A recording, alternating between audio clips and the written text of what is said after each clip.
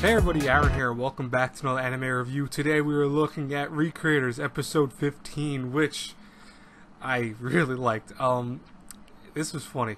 Like, I'll be honest with you, the whole concept of the girl from the kind of dating sim game, I was worried at first because I'm like, oh, this is gonna be a comic relief character, and kind of is a comic relief character at the moment.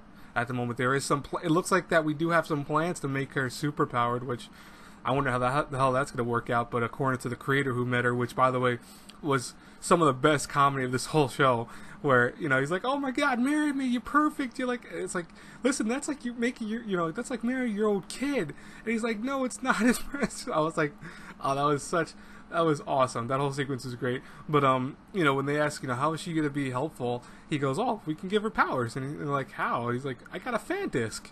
So I'm presuming that maybe a fan made like a version of her with superpowers or like special abilities, and he's able to write that in somehow, which is going to be interesting. But you know what? It's not unheard of. I mean, there's plenty of dating sim games that have had like kind of spin-offs and stuff like that. I'm not going to start naming stuff because I really like.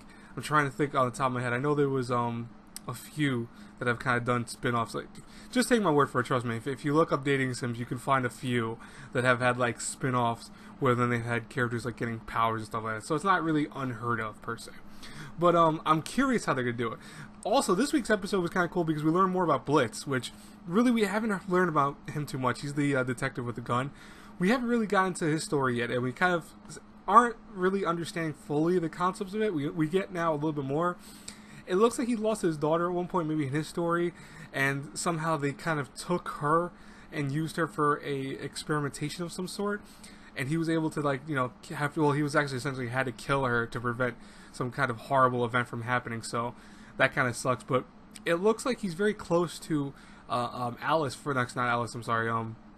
Altair. I say it's Alice because I'm thinking of the other girl. He's very close to Altair, which is interesting. And Altair really seems to look up to him. Maybe she's using that on purpose, or maybe she really does see him as a father figure, which is interesting. But it was kind of cool because I've always been curious about his backstory because I think he's a cool looking character for the most part. I don't really think there was very much more to this episode. We have a team up between Alice and that one crazy psycho girl who literally took a bath apparently in money, which was weird, but okay.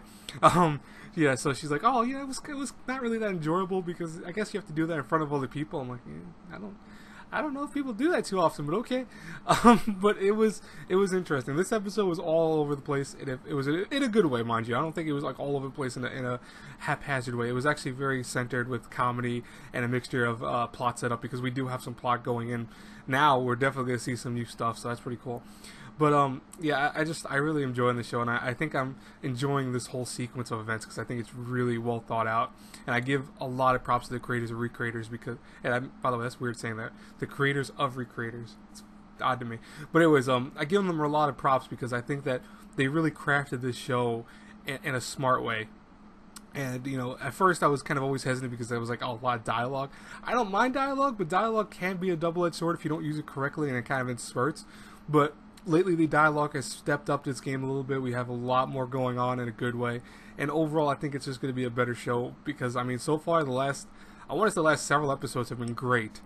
Way better than like what we started off with. And even when we started off with wasn't bad. I still love this show from the beginning. I just was worried about it.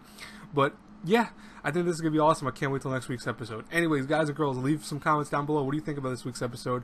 Do you have any complaints about it? Did you like it? What are your thoughts? I will talk to you guys later. I think I'm done my reviews today. Never know though, because stuff just pops up nowadays. It seems like on Saturdays, because I think like last week, Kakaguru came out like 10 o'clock at night. So if it comes out, I'll have a review out for it. If it comes out super late, don't expect one until Sunday, because I'm not gonna read stuff like 11 o'clock, 12 o'clock at night. But if I'll try to get out if I see it later come out. So I'll talk to you guys later. Have a great, blessed day, everyone. God bless you all. Bye bye.